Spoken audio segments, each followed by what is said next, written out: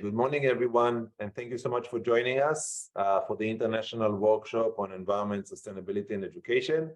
My name is Oren Pizmoni-Levy. I'm at the Center for Sustainable Futures at Teachers College, Columbia University in New York, and together with my partner, Daphne Gan from the Israeli Institute of Education for Sustainability at the Kibbutzim College in Israel, we're very happy to host this workshop for the third season. Today is our final meeting for this academic year, and we wanted to start by thanking everybody for their participation throughout the year. We had including this one, 8 wonderful sessions with a lot of food for thoughts and very productive and generative discussion. And we want to thank the participants who attended and the speakers who really helped us to think through a lot of different topics. We are already in planning mode for next year, 2023-2024. That will be our 4th season. And if you're interested in sharing your work at the workshop, please feel free to contact us. I'm going to put my email and Daphne's email in the chat in a minute. We have a couple of speakers that are already slotted for next year, but we invite more people. We are going to have between 8 and 10 sessions. If you presented before and you want to present again, please feel free to reach out. We are always happy to have guest speakers coming again and sharing some progress about their work. Without further ado, I'm going to move to our speaker of the day, Péter Bagoly-Simó, who's going to speak about subject-specific knowledge and education for sustainable development. I met Péter a couple of years ago in a wonderful session we had online, and I learned from him about this concept of powerful knowledge and the whole issue of epistemic thinking around sustainability, and I'm really happy that you're joining us today. So Péter, the floor is yours. I'm going to stop sharing. If you want to start yours, go ahead. Yep, thank you so much for the opportunity, and I hope it's not going to be too much of a letdown. So can you see the screen fine? Not yet. Not yet? No. Okay, hang on. So I'm just going to do the whole desktop in that case and start it like this. Is it good now? Yes, ready to go. Super. Thank you so much. So I'm coming from a subject education background, particularly geography, and this talk will look into some connections between subject-specific education and sustainable development and education for sustainable development, highlighting some of the challenges that I've seen globally and currently using the case study of Germany as well to actually think about and talk to you later on about how subject education could make a stronger or different contribution to education for sustainable development. However, the starting point for me, and I always like to use this slide, was 2019, just before the COVID-19 pandemic hit. All the protesters on Fridays who were gathering around Brandenburg Gate, the iconic place for many, many protests in Berlin, became very interesting to me. So we started going out and doing interviews with the protesters to learn more about what they knew about climate, why they were out there, what their aims were, and also what their thoughts about formal education and generally society and climate were. And there were a couple of things that were very, very positive, such as we are out here and we are active for our future. So definitely we have a more active citizenship among young people, which is a good thing. And we've been trying to achieve that in different societies for quite some time. But then it went downhill pretty fast. So my main sources of information about climate change are my parents. I draw my information from the news. These are slightly challenging, to put it mildly. And then I think civics informs me most about climate is in fact very worrying when you think about science and other subjects. So it became pretty fast clear to us that the knowledge base, at least, that is required for such a political movement still had some homework to do, so to say. And then, of course, Greta Thunberg always said her, "How dare you?"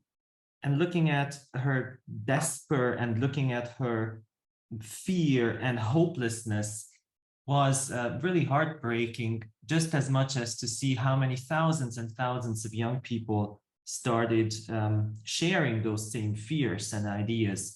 So the question that came up more and more, I was listening to her and being mindful of what young people were saying in different contexts was, how dare you have this limited knowledge? But I wouldn't direct this question toward Greta Thunberg and the young people. This is something that actually impacts us educators. So how can it be that in the current society, with all that we know about education, all that we have done to improve education, that we have a generation that is lacking so much any kind of hope, is so desperate, and it's basically is in a spiral of negativity. So obviously we have done something really, really wrong, and we need to take a closer look at what's been going on, where we failed the young generation formal education as well.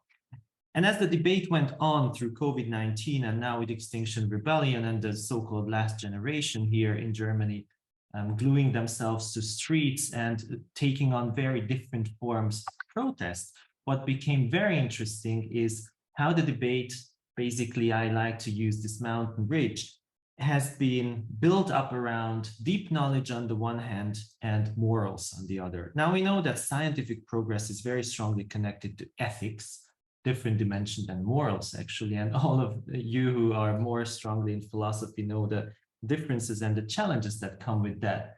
However, it's strikingly interesting that this debate that used to be a deep knowledge versus morals is morphing into something else, namely using deep knowledge from climate scientists to foster what moral aspects education for sustainable development actually entails. So the movement has taken on a very interesting side that definitely has an impact on school subjects. So walking that ridge, considering both sides or trying to put them together, joining them what education for sustainable development stands for, and actually what traditionally school subjects are meant to do to transmit the best and the newest knowledge to our students, has become kind of a challenge. So this is my starting point, where I keep coming back to the role of formal education of the school subjects, because up until now, in most cases, formal education takes place in school subjects. So that's the format we have to take a closer look at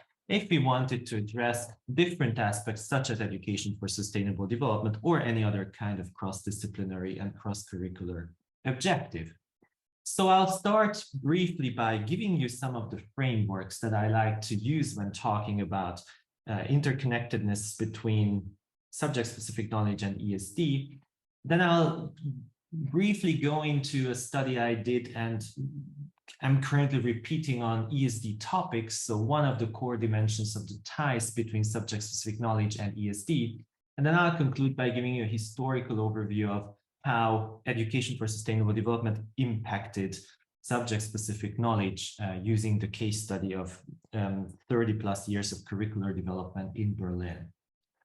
Now, concerning frameworks, there are three aspects that I consider important to mention. One would be the knowledge dimension. The second would be what actually subject-specific knowledge is, how can we grasp this subject-specific knowledge, and then obviously with which understanding of sustainable development and education for sustainable development I am working. Now, looking into generic aspects of knowledge, we have two dimensions that are absolutely important. So on the one hand, if you looked into school subjects, well, we see that there is an increasing contingency of content, and we have had a growing emphasis on cross-disciplinary skills because of very good reasons, we could argue, but sometimes it has just gone a little bit too far. We have also more and more procedural and tacit knowledge, and I know for a fact that North American Anglo curriculum theory, even in Franco-Canada in the meantime, has quite a different view than continental European curriculum studies on what the roles of curricula in education and of knowledge in education actually is. Nonetheless, across the world, we have observed these shifts in the way how our curricula and thinking about formal education knowledge base have been shifting. But you need to add another dimension to that as well. we have, and all of us who are writing papers and publishing them every day are contributing to fast evaluation or half time of knowledge. So knowledge becomes really rapidly outdated. And we all, through our social media channels, ResearchGate profiles, so on and so forth, are contributing to various and different ways of knowledge accumulation, storage, distribution, and we are offering indeed new dimensions of access to knowledge. So it has become very, very difficult to follow up with what kind of knowledge is out there, to have an overview of that. And while this is not new, if you went back in time, you'll find similar things from the 1930s and even from the 19th century, where people were describing the same things. Actually, what's happening is that the current challenge, so it seems, for different generations, is to actually have the ability to select reliable, solid knowledge and to separate it from fake news and other kind of knowledge. So that's also a dimension we need to see. So looking at that as a starting point, there are different ways of addressing subject-specific knowledge. And while I normally use three, one from subject education, one from a more German-based history of education perspective, today I would like to mention very briefly just the more Anglo-American, South African Anglo actually tradition of the sociology of education, namely the concept of powerful knowledge. I'm talking here about Michael Young's work, who you're surely very familiar of because he's been working since the 1970s of different aspects of knowledge and sociology of education. But with his South African colleague Johan Muller, they have developed the three futures heuristics, basically describing the curricular development over a certain period of time in South Africa and the United Kingdom. And what they argue is that we've started from a knowledge that was considered as given, which would be a future one curriculum where there was much of instruction going on, and it was an under-socialized classroom setting where those who had the resources, cognitive abilities, the families had enough financial resources to support them, could get through the A-levels, have a university education, and get the good jobs, and obviously also the social capital that came with that. So we're talking about an under-socialized knowledge as a given, knowledge of the powerful curriculum. And there are still countries around the world who work like that. And I grew up in former socialist Europe, and this was exactly in the 1990s, the kind of education that I enjoyed, so to say. Now, throughout the 20th century, actually, the different liberation movements, laborers movements, feminist movements, post-colonial movements, all of them made a contribution to opening up school to wider audiences, meaning that we have here actually a stronger participation to knowledge and to schools. So it was not any longer a knowledge of the powerful. But what happened is that this kind of knowledge became rather arbitrary. As we know, competencies-based education wants to produce labor market ready students with 21st century skills. And that means that knowledge has become kind of arbitrary. It's more about giving a talk, writing a text, drawing a graph than the subject background that you're using to do that. And this is challenging not just for the subjects, but also for issues like ESD that require indeed deep knowledge from so many fields and actually to connect them from so many areas. So based on this, Michael Young and colleagues argued that we need a change the future 3 curriculum, which they refuse to become specific about. They only argue that expert knowledge needs to come back as the knowledge base. And they also argue that skills as such are not bad. Competencies-based education doesn't need to be abolished. It just needs to have a different type and different take on knowledge. And how that could look like, for example, the early work in geography education by Reynand Lambert shows, and the powerful disciplinary knowledge debate, particularly concentrated on the Institute of Education. And then in the US, the powerful geography, for example, it hadn't spread that much beyond the borders of geography yet, as opposed to the UK context, are showing us the possibilities how to re-grasp this different dimension of knowledge. So basically putting knowledge back in without returning to direct instruction. So this is one of the backgrounds that I like to use because particularly for ESD, it's very important and interesting how to design such knowledge dimension that is mindful of the challenges of the new social settings, but also maintains a stronger socialized curriculum and does not go back to that under-socialized curriculum we used to have in the good old days. Now, concerning sustainable development, I'm very traditional and like to use German philosopher Klemmer's work on his analytical model that joins basically the generational issue with the division of sustainable development into ecological, financial, and social in this case. Of course, you could use different others, and there is quite a lot out there and has been exploding over the decades. I particularly like about this model the fact that it's an analytical model. It has considered literature from around the world, and it kind of joins the two main directions that are important until now, if you looked at the documents and different educational decisions that are being made, both at curricular level and in educational resources. And my understanding of education for sustainable development, and this is in German because different translations are out there. And if you're interested, this is the one that you probably would want to go back to, the concept of Gestaltungskompetenz, which has nothing to do with the philosophy of Gestalt. It's basically shaping or actively changing your environment, getting engaged. It's a set of 12 skills. And why they are not necessarily purely innovative and something that nobody has ever talked about before, they are the only possibility that we have to connect ESD in a very efficient way to competencies-based subject curricula. So to tie it to physical education, to English as a foreign language, or to mathematics or to geography, because it just speaks the same language. It's also relying on OECD dimensions. So it's something that's easily usable, and for reasons of practicability, I still like to hold on to this model. Now, with this in mind, let me take you to the world, as I call it, of the ESD topics, which is the first dimension I like to build my case on, so to say, how subject education should deal with ESD in a different way. Subject education, actually formal education, as I mentioned, still takes place in school subjects. So as it has been commented for decades and on, colleagues are coming back to this, ESD shouldn't be an add-on. And obviously the expectancy to have ESD in every school subject at every educational level kind of leads to the fact that it does remain distant from the reality of classroom teachings and from curricular realities from teachers who know best to teach their school subjects. So reason why I tried to look at the interface of ESD and subject-specific knowledge by designing or looking into topics.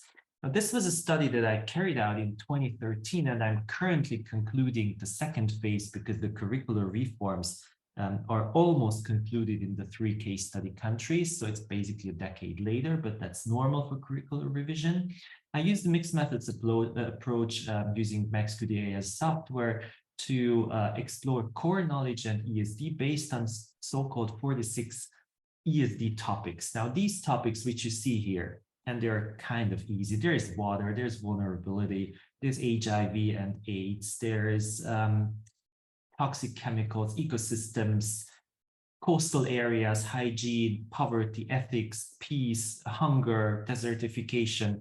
So all the topics that you will find starting with the 1992 Earth Declaration in the subsequent documents that most governments ratified. And it can be expected that by now, these general and global topics should have made their way into formal education and, you know, the school subjects that have a certain relevance. So I analyzed, following UNESCO's wonderful old habit, the 3 worlds, so to say. I picked the German federal state of Bavaria. I picked Romania for the post-socialist context and Mexico for the post-colonial, so former 3rd world, so to say, because I liked to carry on in that line of reasoning that UNESCO presents. And it's also the 3 countries that I've worked in. I analyzed 255 subject curricula in total. And the main issue about this is to make a distinction between a core knowledge and education for sustainable development. What do I mean by that? So imagine, for example, the topic of energy, one of these.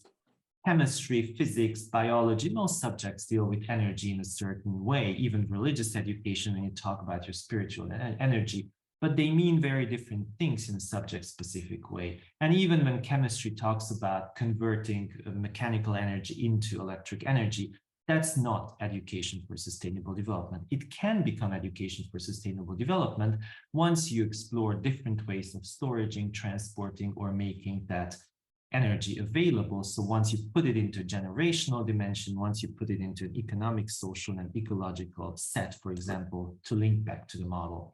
So that's the main distinction I used to see to what length do the curricula go. And this is, so to say, the summarizing result. Now, imagine these circles being the curricular surfaces. So if that's the whole Bavarian, Romanian, and Mexican curriculum, first note, please note that 30 is the highest number. So out of the 46 topics, actually at 3 o'clock in Mexico, it's around 27 topics that the max number of topics is in a curricular document. And then it's striking how different the surface is covered by these ESD topics. Now, red is core knowledge. So these school subjects, or this amount of space in the curriculum, is actually referencing ESD topics that are or have been rectified by the governments over decades and decades. It's striking how different these images can be. Also, it's very interesting to see that the green line, which is ESD, like in the case of Romania, again, 3 o'clock, see that there are some subjects do quite a lot core knowledge, but they just go maybe 2/4 of the way to have an ESD dimension added to that. Whereas look at Mexico around 10 o'clock, some subjects just throw in the ESD topics without having a solid subject-specific background to build ESD on that. So there is wasted potential, so to say, but there is also ESD as an add-on in some subjects without a clear subject-specific background. So the high diversity looks even different in other countries if you looked at other countries as well. And to dig a little bit deeper, this is Mexico as an example. I choose this because there is the most limited number of school subjects. So the columns would be the school subjects. State subject means the geography and the history of the federal state. And the rows are the topics that can be found in the Mexican curriculum. Now, you would expect everywhere blue, because blue means that I have a good core knowledge base and I integrate ESD with it. Instead, you see quite a lot of red. So look at cultural diversity, for example. Almost every subject covers it, but only the state subject and technology actually use a core knowledge to integrate it with ESD. And then there is a whole set of topics such as climate change, actually kind of an important one, that's only featured in science and technology, but only in terms of ESD, so detached from deep subject-specific knowledge. Now, there's still a lot to be done, whereas you see that some of the topics, like look at traditional topics like protection or water, are slowly getting there, but it's still a lot that can be done. And I still strongly believe that this is a way of exploring more education for sustainable development by tying it by means of topics and not necessarily just generic competencies to that what the school subjects do best, actually. And also, it is very important to pick the subjects that actually have something to do with those topics. So they're special in that area. Do not expect from every school subject to really do everything. That's not going to lead to very good results. Now, very, very briefly, to show you I'm looking at the, yes, 1 minute, I'm done. At the interconnectedness between knowledge and education for sustainable development, I revised the geography curriculum of Berlin since reunification, so it's 30+ years, because geography has a kind of important contribution to ESD, and it has had for quite a lot of time. And what we had in the 1992-93 curriculum was albeit kind of declarative knowledge. So think about the tropical rainforest, quite a lot of information about it, how it is structured, who inhabits it, what kind of economic activities take place there. You had an example from Brazil, from Central Africa, from Indonesia. And it required students to evaluate based on new criteria what the multiple perspectives could be, right? So what are the interests of the indigenous people? What are the interests, for example, of is the Brazilian government, of Greenpeace, and so on and so forth. So students were actually trained based on deep knowledge to take on different perspectives, understand different perspectives, the way we actually want robust citizenship and knowledge-based decisions to be done. As education for sustainable development, concurrently with competencies-based education has been moving into the geography curriculum in 2006, we moved towards procedural knowledge. That's not on ESD, but it has been a catalyst too, as along with the skills. We have more applied knowledge, but the criteria have been becoming more and more blurry, and it has become more and more of an opinion instead of a systematic evaluation of what's going on. And by 2015, we have basically a knowledge base reduced to street wisdom, very generic skills, where activism and morals, so normatively stat perspectives, take on the leading roles. So you have in the curriculum actually values and evaluation as two main objectives, and value win over, so to say, criteria-based evaluation, which is a little bit deadly for a subject, as we have been basically teaching our students in the meantime what to think instead of how to think. And that's not really useful, I argue, for education for sustainable development, because it's not emancipatory. It's not actually contributing to creative solutions, and it does not add to the very myriad wonderful dimensions that education has been offering to young students.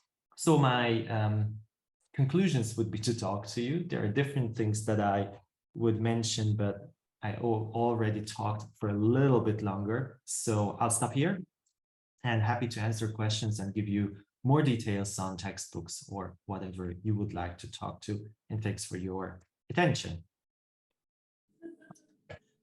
Thank you so much. This was great. Okay. So we have a lot of time for Q&A before we go to small group discussion. So I invite people to raise your hand or give me a sign and I'll call you up for questions. Shinan or Sinan? Yeah. Thank you very much, Peter, for a wonderful talk. First of all, thank you. I was just curious at the end there. Could you give me an example of how you've seen this values education sort of devolve, would I say, into more sort of, I guess, dogmatic or just as you said, teaching us what to think and not how to think? Could you give a good example of that? I'm very curious. Thanks so much. I'll try. So basically what's happening is you do not take multi-perspectivity. There is just one perspective. So think about human environment systems.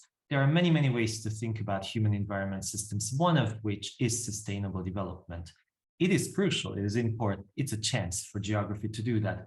But when you reduce the entire geography education only to that, and for example, forget about nation building, increasing nationalism in many countries, which is really, really space and country-based that's going on, that's actually a disservice to the subject. So in that case, actually, by trying to do something really, really good, the geography curricula, it kind of backfired and it tossed many, many things that the school subject could have done aside to work only on ESD.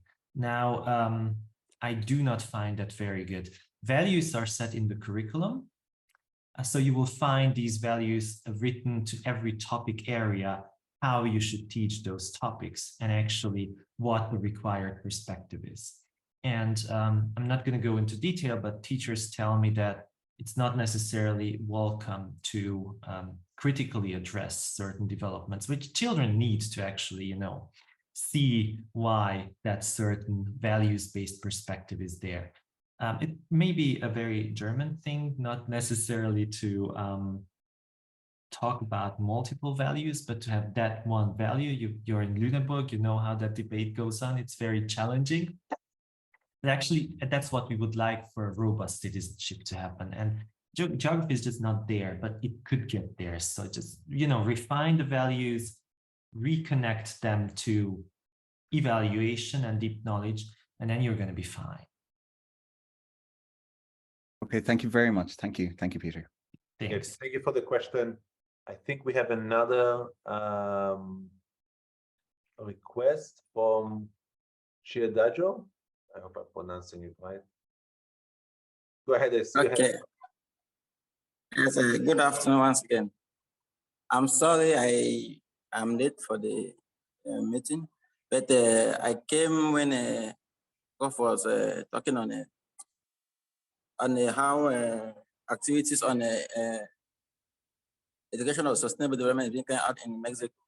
And I just went directly to my domain, which is climate change. And I discovered that in the line, it shows that they are focused all on science and technology when it comes to climate change. So I wanted to ask, Prof, because like here in Cameroon, I created a curriculum that is focused on empowering young people in schools on sustainability, environmental, and climate change education, because I noticed that it was not readily available. It was not available in schools, and students were like blank when it concerns those topics. And since here in Cameroon, students are having more than 15 subjects. So I decided to take it like an interactive program where it's not really considered a mainstream education, where we use art, we use culture, we use environment, we use everything just to make students to be engaged. And I discovered that the students were really engaged in the program. And now my question now is, how can I use that program to make in such a way that teachers can be interested in teaching the program?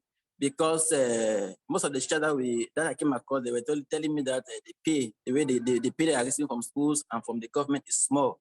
So they don't have extra time to give to work with students. So I was forced to train university students and young people to be able to help me to teach this program in schools.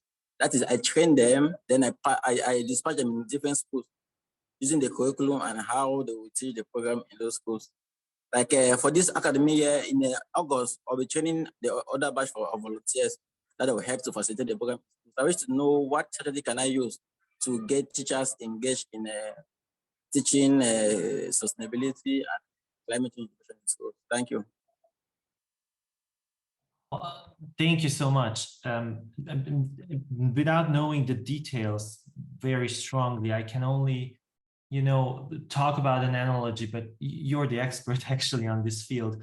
We have been doing this kind of work. It was in Mexico the same with NGOs, but also government-funded institutions that explore various aspects of climate change. It may be more gathering data, it may be more on modeling climate data, it'd be more about different measures to mitigate it, but it was always the teacher who had to have that overview knowledge and integrate them in a meaningful way. Now, I'm not familiar with the specificities of the curriculum, but from the countries that I worked in and with colleagues I worked with, what I can always say is that actually those additional elements, so to say, informal education or being brought into the classroom need to be complementary to a certain way. But you know that already, you probably followed the curriculum. And for climate change, it's, to me, one of the biggest challenges is that as a geographer, I am very, very strongly opposing this focus only on climate, because there's so much more biodiversity suffering because of this. Geography is about connecting society and all the natural elements. I cannot think just about the climate without thinking about the waters and the soils and the vegetation or the people.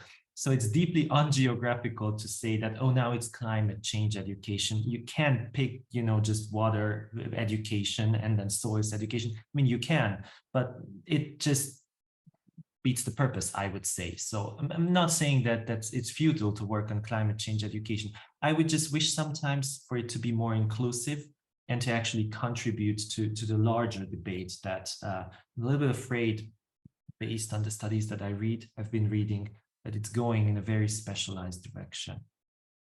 I'm not sure if it answered the question, but feel free to drop me a line and we can have a call. And once I understood better your specific context, maybe we can have a good chat. Thank you. All right, thank you. Wonderful. Thank you so much. I'm happy to see more questions. This is great. So please just raise your hand and I'll call you up. Attila, welcome back. Good seeing you. But you're muted. So now you can hear me.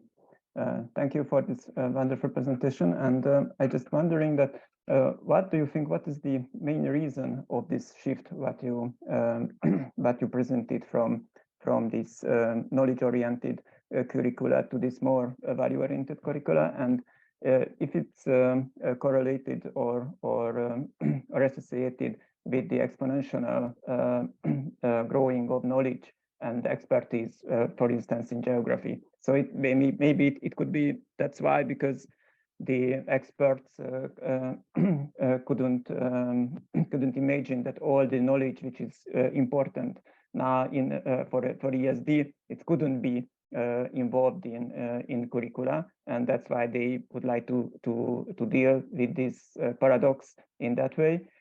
Because as I work in Hungary, I see that in Hungary we try to put all the knowledge into the curricula, and that's why there is not so much place for values. So that's again. So I'm very curious. What do you think about this kind of paradox or contradiction? Thank you, Attila. So I picked Romania because post-socialist space is a little bit, how should I put it? They are not so fast in implementing change because they have seen quite a lot of change and they are reluctant, as opposed to some other countries. I mean, South Africa has had one of the most brutal changes in the curriculum back and forth, and even New Zealand has been going back and forth between social studies and individual subjects. My line of reasoning comes mainly targets, so to say, social studies and social science, because that's where education for sustainable development becomes interesting on the one hand, and on the other hand, because geography is impacted. My strong view is that geography offers a very good knowledge base to do basics of education for sustainable development, but for that you need to leave it alone to connect society and space. That's not happening. The more you bully geography into social studies, the more you lose the natural dimension, the environmental dimension, and it just becomes civics and political education, which is fine, but that's very much oriented towards values and citizenship. Now you can talk as long as you want about spatial citizenship, and that's okay. You can take the geography down that route. But to me, not using that knowledge, that advantage of this only one school subject that actually connects social sciences with hard science, so to say, it's a mistake.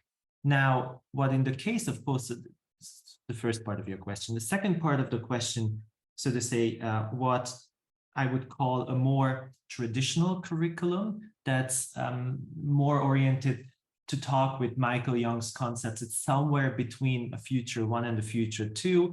It kind of wants to be competencies-based, but it wouldn't let go of strong declarative knowledge. In those situations, what you will see is that actually there is no strong citizenship subject. It never emerged in that context. So it's many authoritarian societies are still afraid of establishing a real strong citizenship subject, and the other ones do not have the knowledge or do not dare going into that direction.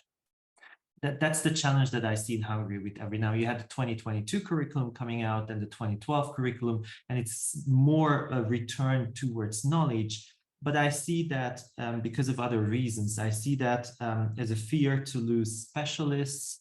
I see that as a fear of losing control about a specific knowledge base, and that's all legit, but there is no alternative to give that citizenship background that is so important for the European Union. And we see why Eastern European countries and the European Union have some issues, which are okay from both sides, but I think the issue is really strongly relying on this. So more knowledge, yes, but maybe with growing specialization in upper secondary education, you would need a more stronger specialization. If you wanted more values, go into that area. If you wanted more hard science, go into that area. For example, Germany allows you to do exactly that. And everybody's more happy with that once you have that robust common background. Thank you very much. Great, thank you, Attila. Jeanette? Hi, good morning. Thank you very much. Peter, I have a couple of questions. When you were talking about Mexico, do you have any school, any pilot school that you guys are working over there? Also, how we can connect with you. I am very interested in that because we are working in some communities in Oaxaca, trying to blend sustainable development with some handcrafters, create some reforestation, and we start working with kids. And it has been a challenge because we are trying to connect a lot of dots. I don't want to expand that, and I want to know if you can also give us some advice, and if you already have some pilot school in Mexico, how I can reach them. Thank you. Thank you so much. Well, you're the one who could give me advice. That's the other way around.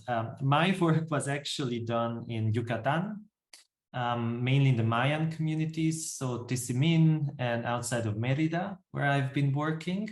In secundarias, telesecundarias, I particularly picked not the urban centers, them as well, but also the rural areas to get that, so to say, more indigenous communities and other type of knowledge that has been meeting, so to say, former curriculum in those contexts. That was very interesting, particularly in this subject, Historia y Geografía del Estado, because that was the only one that gave curricular liberty to think about the own history, the own space, so to say, the geography. And that's where handicrafts, architecture, colonialism, its impact, resources, all those debates met. So that was actually the kind of an innovative school subject that the children actually engaged much stronger. Mind you, in Mexico, sustainable development has already been very strongly implemented at formal level into the curriculum. In the classrooms, that's a different story, but at least there was a political will to have a stronger education for sustainable development. Reason why it's a little bit surprising that they introduced education for sustainable development as an independent school subject on top of that too. But what I would say is that the big challenges that I saw is the non-specialist teachers. There are quite a lot of non-specialist teachers teaching who have a formal training, but they struggle to teach other subjects instead of focusing on sustainable development or citizenship or other aspects, because they just do not have that, that dimension. So while talking to escuelas normales superiores, for example, in Yucatan, that was what the colleagues told me, that actually they needed to do more on these cross-curricular aspects. And that was just the time when the indigenous dimension was taking off on the Yucatan, because, you know, Yucatan is a little bit slower than the Valley of Mexico, because the identity questions in the Mayan population is a little bit more modest than the rest in the country, the other indigenous groups. So I found that very, very interesting. But I'll put my email address down, and I'm happy to give you much more details and learn from you, most of all. Thank you. Wonderful. Thank you, Jeanette. Any other questions before we go to small group discussion?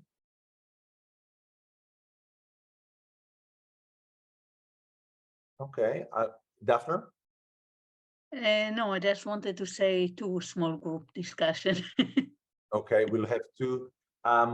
Peter, I'm going to use my privilege as the host. Can you say a little bit more about the differences between European and you mentioned North American take on curriculum? I'm just curious. I'll give you the second part of the question. In what way this difference is then connected to the pressure that we have through OECD and other organizations that are affected by both Americans and some Europeans? Yeah. Around PISA and all of this competency-based assessment. How is that related to what Attila was asking you earlier about the change that we're seeing in how knowledge is being constructed? Well, what I like to use very much, and my most wonderful talks were with colleagues from Quebec, because they know the French tradition and read French literature and are living basically half in an Anglo context as well. So, for example, one wonderful colleague, it's difficult to read, it's always very long, but substantial, would be Yves Lenoir from the University of Sherbrooke in Canada. And he showed in many, many ways how a very pragmatic American way, North American way of doing curriculum, basically, to ask what for. So what for is this knowledge? Why would you teach it? How would it be useful? As opposed to a more education-based and cultivated individual as a target, European education, that knowledge that is, first of all, not to be contested, and then the usability and usefulness of that content comes. Now, this translates into a more skills-based curriculum and activities where teachers are more of facilitators and you work on specific problems. So much earlier, much better problem-based approach on the North American continent, whereas in the European continent, in most cases, you would have this very strong instruction-based, heavy knowledge that you, as a student, kind of have to make sense of it, and the teacher still views herself or himself as, you know, the gatekeeper to that knowledge and guiding you through that. The main impact and difference will be on the amount of knowledge versus the skills. So you would have a much better initial training on knowledge and its historical development in Europe, but you would be kind of helpless to apply it in many situations, whereas a North American graduate would be much, much faster in identifying sources to get the knowledge, connecting these, but maybe will not have that, you know, in their heads, that knowledge base that Europeans still, specifically in the French tradition, insist on, and in Italy to deliver that. So that's to put it very, very simple. Now you will diversify it with the Nordic and Germanic countries, which is a little bit different with the Humboldtian ideals of, you know, the individual that needs to be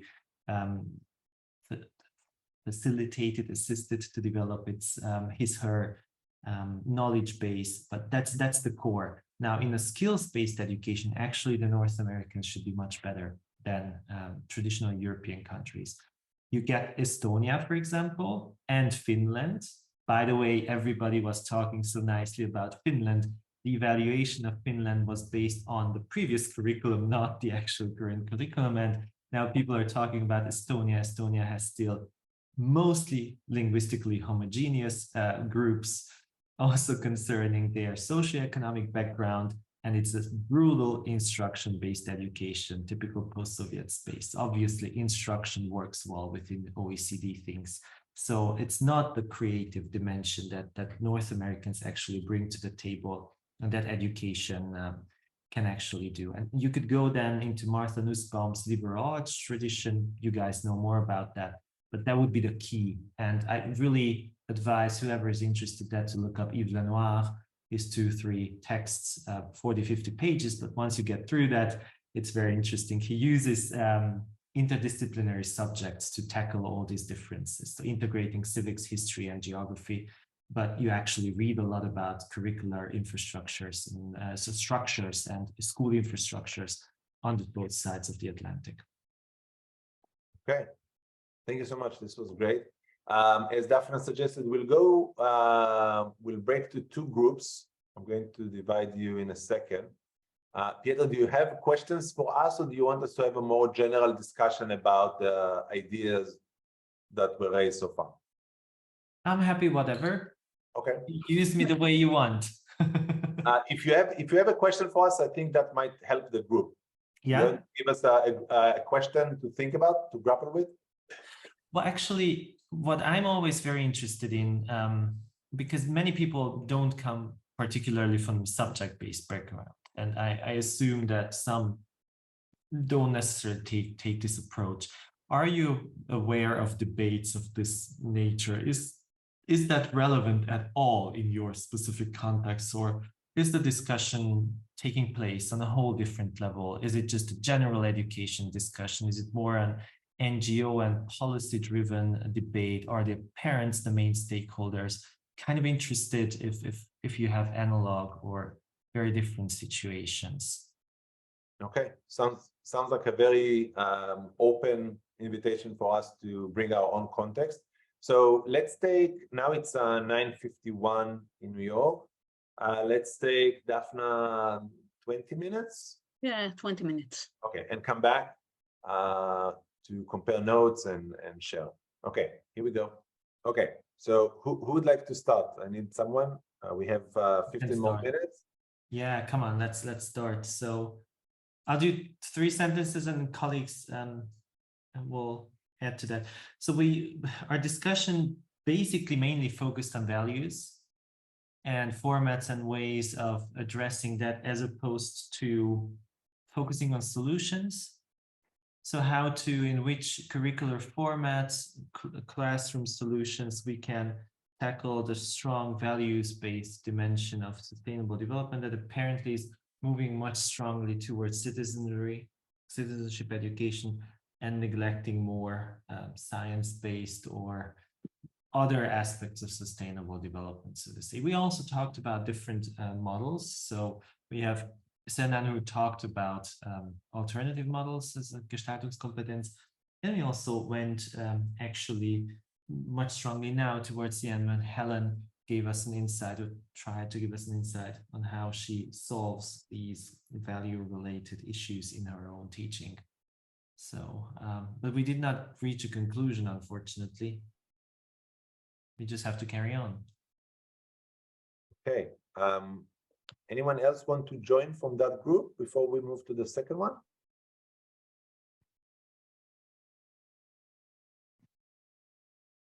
Please go ahead. Okay, so I wanted to share a brief what I was about to share with them. So I decided to adopt what we call social thinking to help my students understand this issue in the classroom, because I discovered that my country, I mean, our curriculum is so complex that I find it very difficult to manage my time in the classroom to help students to understand this, especially in my subjects, which is biology and agriculture. So what I do is to help bring what we call system thinking, to help them understand how we can tackle this problem from the system that are involved in this particular problem. For example, plastic pollution. So I try to help them bring out questions by helping them to go through what we call critical thinking, and then try to bring in so many research questions to help them collect data from the community, and then come back to the classroom and then carry out a particular project to tackle a particular problem. So that is what I do basically, because I just develop interest in this ESD. So I'm trying to use different methods to help my learners understand this. But the time frame in the classroom is not enough. So what I do is to find out other times apart from the classroom time to engage my learners. So that's what I wanted to share with them before the time goes up. Thank you. Okay. Anyone from group 1 want to share some insights?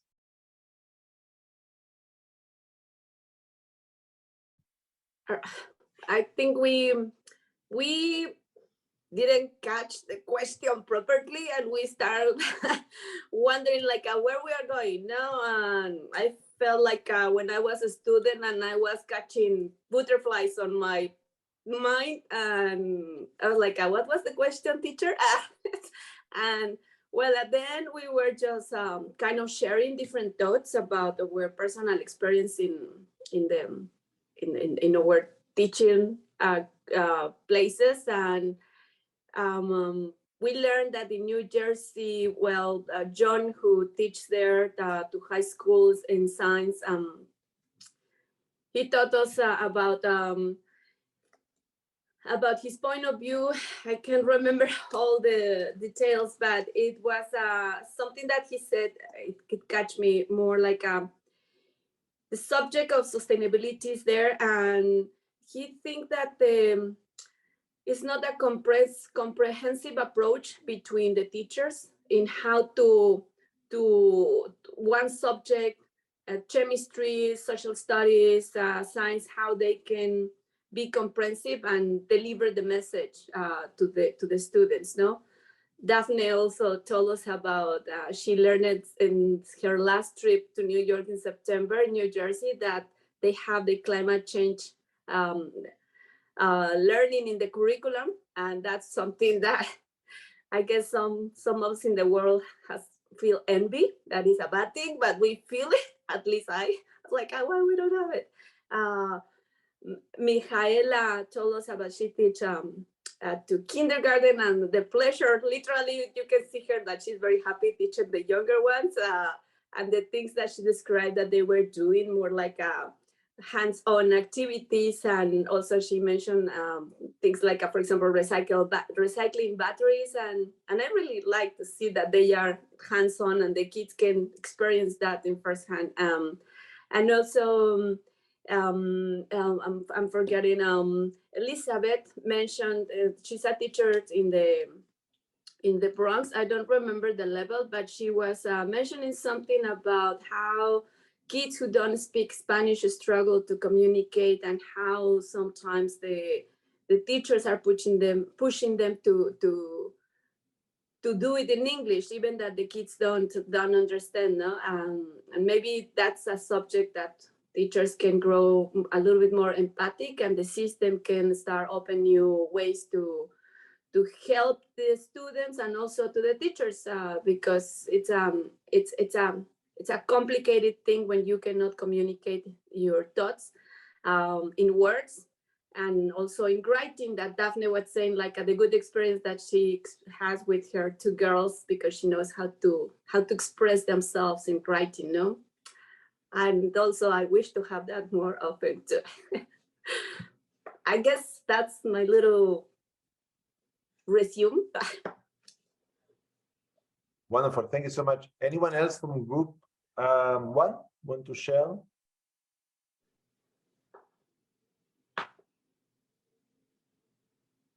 Okay. Any other thoughts or questions for Peter about what we talked today? The overall theme took us far enough from sustainability, but also very close. So it's really, really cool opportunity to think about a couple of things that we talked throughout the year.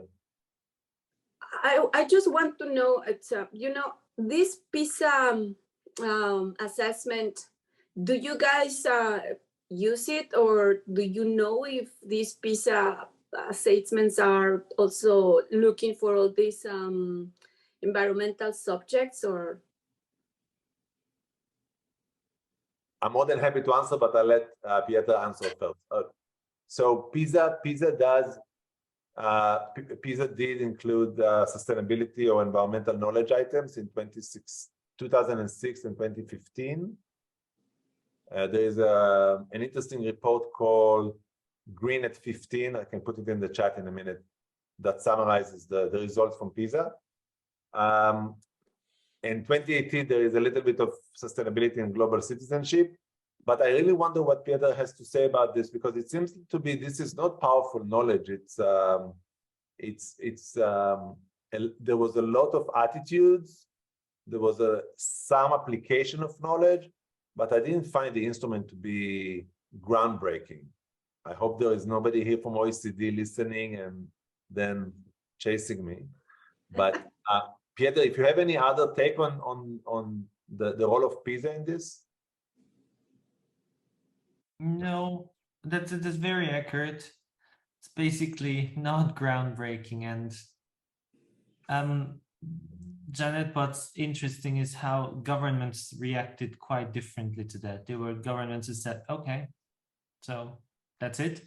And there are governments like the German one who basically decided to completely change basic elements of education, of the education system, because they suddenly were not top of class, so to say. And it's a very strange thing to see how governments react to that. So there is no joint European reply to that, so to say. It's still a nation state thing, and it's a prestige issue for many countries.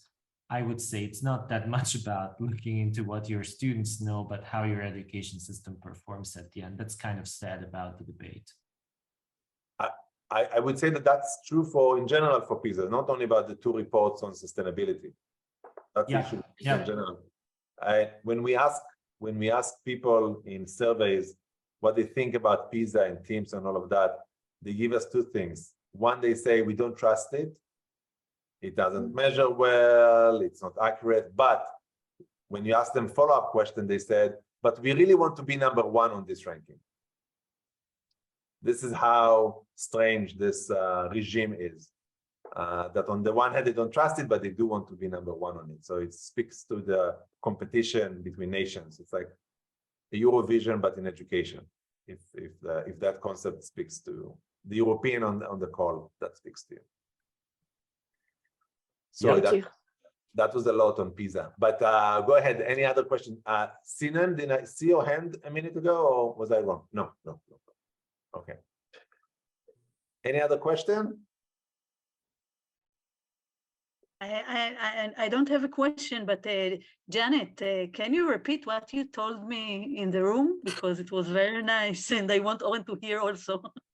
Yeah, I was telling Daphne that I'm really thankful to you guys that you are doing this workshop and make it available for everybody all around the world, and that you bring different minds, different ways of thinking and voices to this arena. And really, I wish that you guys speak Spanish and we can bring more people that speak Spanish. But no, I'm really, really thankful. It's something that I appreciate a lot that you guys are doing this, and thank you.